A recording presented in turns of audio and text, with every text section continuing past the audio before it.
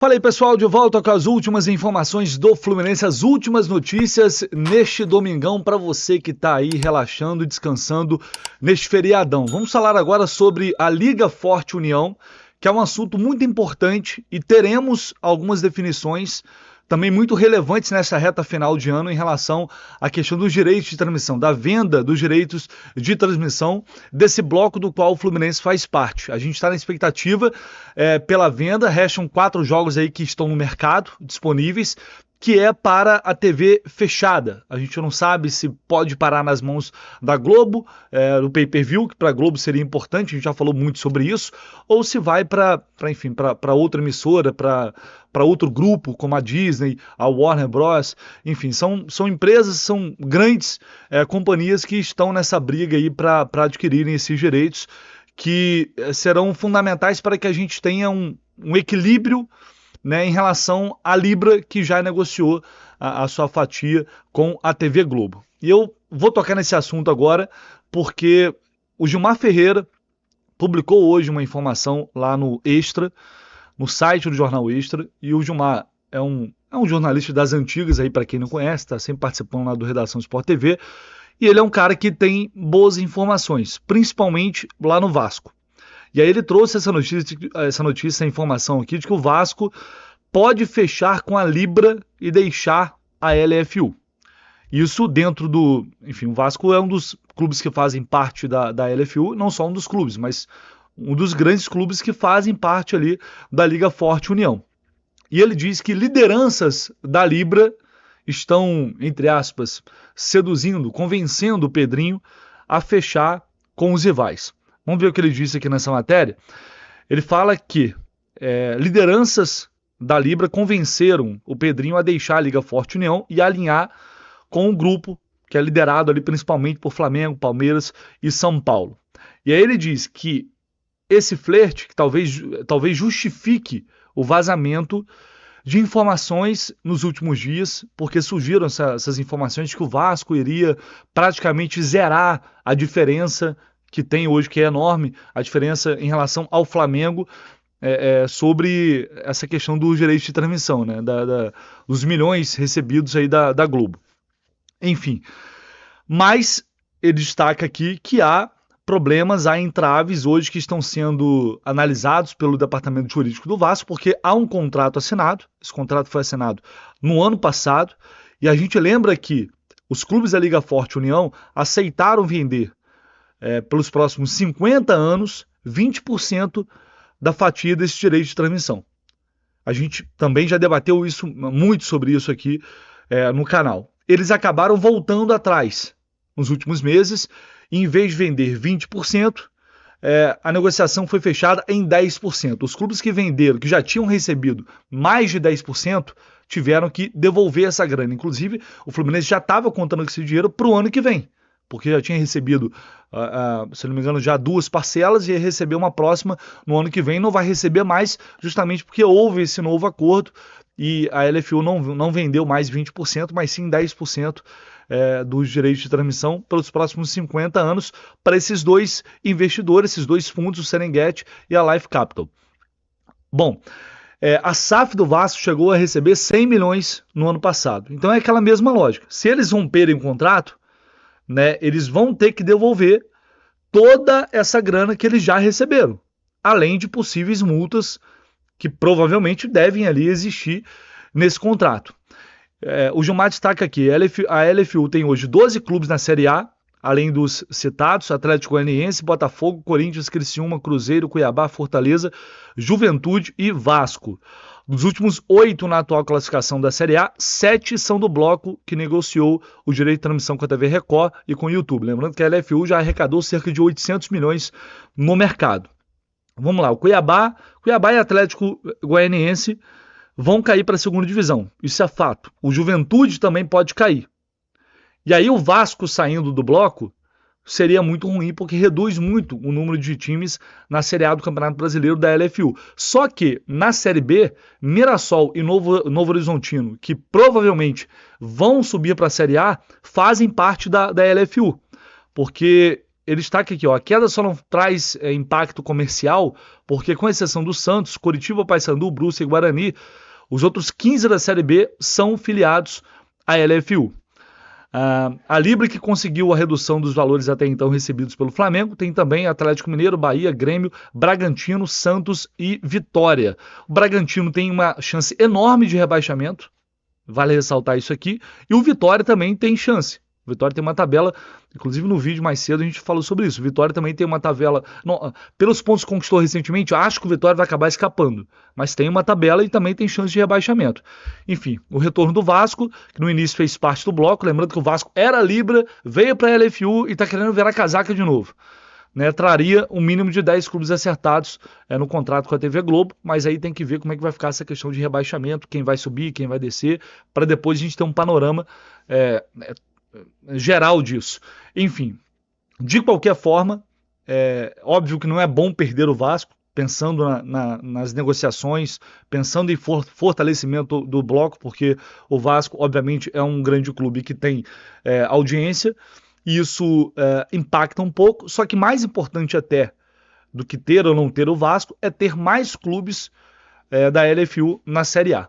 Isso garante à LFU um número de jogos muito interessante para ir no mercado e garantir um bom valor por essa fatia restante dos direitos que resta. Lembrando que a LFU pretende chegar a 1,5 bilhão na venda dos direitos e já conseguiu um pouco mais da metade, em tese, 800 milhões de reais, fechando com a Amazon Prime Video, né, com o YouTube e também com a TV Record, que vai fazer a transmissão em TV aberta. Enfim, o panorama é esse, a gente vai ter nesses próximos dias aí muitas definições em relação a isso. O grupo está no mercado para fechar logo com essa parcela que falta desses direitos, para que os clubes também possam se planejar e trabalhar com mais tranquilidade, já sabendo quanto vão receber nos próximos anos, a partir de 2025, pelos direitos de transmissão do bloco. O Bright White, atacante do Grêmio, deu uma entrevista, ele que chegou aqui, muita gente zoou, né? Um cara meio pereba, né, na linguagem do futebol, mas, enfim, né, que veio da Europa e tal, então chegou aqui com um certo hype.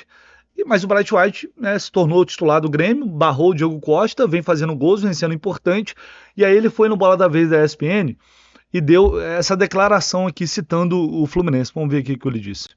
Por responder a torcida, não sei, quero Pode falar do Internacional, pelo amor de Deus. não, eu não vou falar dele. Creo que tem que jogar em todos os estádios para dizer, como equipe, Fluminense joga bem. Por isso não entendo por que estão baixo na tabela. Não entendo. Porque o jogo onde estamos enfrentando a eles joga bem. Não vi outros jogos, mas contra nós jogam bem. Jogou Libertadores, né? E Campeonato Brasileiro recentemente, empate em 1-1 no Maracanã. E não tem um jogo tranquilo aqui, né? 2-2, que a vitória seja certa antes de começar o jogo, né? Não vi a diferença aqui. Não é como Barça ou Real que domina todos os jogos. Cada jogo se pode ganhar e por isso eu creio que se um time tem boa mentalidade, com confiança, pode chegar longe aqui em Brasil. Aliás, parabenizar o Bright White aqui pelo português, porque tem jogador que fica aqui 5, 10 anos, né? Alguns não fazem a mínima questão de aprender, né? Outros até tentam, mas não conseguem. E o Bright White chegou aqui metendo um português muito tranquilíssimo de se compreender. Tem legenda aí, mas se não tivesse legenda também, a gente daria para compreender tranquilamente. Bacana esse esforço dele, né? Acho sempre muito legal isso. Bom, ele falou que não entende, né? A gente, durante um tempo, não entendeu. Na verdade, a gente, mesmo falando de todos os problemas já há muito tempo, por mais que tenha algumas justificativas, e já falamos muito sobre tantas delas, para a derrocada do Fluminense esse ano, para a bizarrice que é 2024 em relação a 2023, para quem tá de fora realmente deve ser muito estranho olhar e falar, cara, os caras foram campeão da Libertadores, os caras estão disputando o Mundial de Clubes menos de um ano atrás, na Arábia Saudita, jogando contra o Manchester City. Você olha para a tabela e vê isso. Aliás, todo ano, né? Mas é por isso, Bright White, porque você não viu os outros jogos, porque você não viu a postura do time em muitos jogos deste Campeonato Brasileiro. É por isso que você não entende essa bizarrice, esse desempenho assustador do Fluminense. Mas ainda assim, poderia estar numa situação pelo menos mais tranquila. Né? Poderia estar livre, no mínimo, de chance de rebaixamento, no meio ali de tabela, se fizesse um mínimo, né? Se esse time tivesse tido um mínimo de vergonha na cara ao longo do ano, se essa diretoria não tivesse cometido tantos erros grotescos de planejamento, de tomada de decisão também, que acabaram levando a essa situação, se os jogadores não tivessem tido uma postura tão soberba, né, tão arrogante durante muito tempo.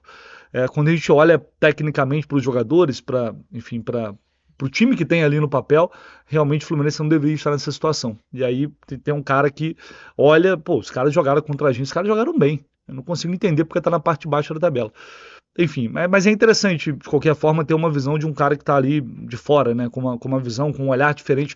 Nessa entrevista também ele falou que é um absurdo o Brasil permitir gramados sintéticos, que isso não deveria existir aqui, um país que tem um futebol brasileiro, com a relevância que tem, não deveria permitir essa questão do gramado sintético, que segue sendo uma discussão interminável, que continuará sendo assim.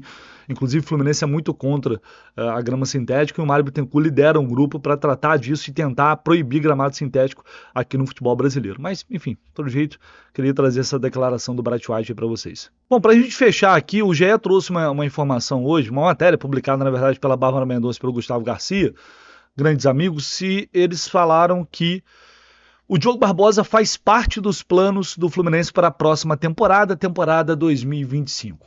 E por aí vocês já podem imaginar que não teremos vida fácil novamente no ano que vem, né? Mas eu falei sobre isso recentemente, faz pouco tempo. Acho que quando a gente estava tratando ali dos jogadores que tem contrato acabando agora no final do ano, o Diogo Barbosa é um deles, eu já imaginava que o Fluminense não iria atrás de outro lateral. Porque com a saída do Marcelo, tem um Fuentes que chegou, a gente não sabe ainda o que a gente pode esperar desse jogador. A gente viu muito pouco e o que a gente viu foi muito ruim. E o Diogo Barbosa é um jogador que está longe de ser brilhante, é um jogador que faz uma partida boa aqui e outra ali, mas que, enfim, não é um jogador que a gente queria como titular absoluto do Fluminense. Eu acho que isso é indiscutível, né? Mas devido à carência, à necessidade de reformulação desse elenco para o ano que vem, vai ter que contratar zagueiro. Lateral direito a gente não sabe como vai ficar, mas também não vejo muita mudança, a não ser que o Guga force uma saída por não ter oportunidades. Essas laterais hoje eu não imagino o Fluminense mexendo, por iniciativa do Fluminense. Mas eu acho que tinha que trazer mais o goleiro para ser reserva imediata do Fábio, porque o Vitor Ildos para mim ainda é uma incógnita, apesar de ter dado um sinal positivo aí nas oportunidades que teve. Então o zagueiro, o volante vai ter que trazer, não tem jeito, tem que contratar, na minha opinião, pelo menos 2 volantes de qualidade. Contratar meia, vai sair Renato Augusto, se Deus quiser, essa turma toda, Gabriel Pires, enfim, Terans, do jeito que tá, acho difícil continuar, então vai ter que trazer atacante de lado, vai ter que trazer provavelmente um centroavante, como mais opção ali de elenco. Então as carências são muitas, o Fluminense vai ter que contratar muitos jogadores e vai ter que conseguir costurar a saída de atletas que não estão sendo aproveitados esse ano. Então por isso não me surpreende, até porque já tinha essa sinalização lá atrás de que o Diogo Barbosa iria continuar, não chega a ser uma novidade, e principalmente se o Mano Menezes for o treinador, aí a chance do Diogo continuar é maior ainda, porque claramente o Mano gosta do Diogo Barbosa, tanto é que manteve o Diogo como titular, mesmo quando tinha o Marcelo. E aí deu no que deu, né? O Marcelo acabou saindo do Fluminense, rescindindo o contrato. Então esse cenário para mim não surpreende. É o único jogador que recebeu uma sinalização positiva de que irá continuar foi o Diogo Barbosa, mesmo ainda sem uma proposta oficial, mesmo sem assinar nada.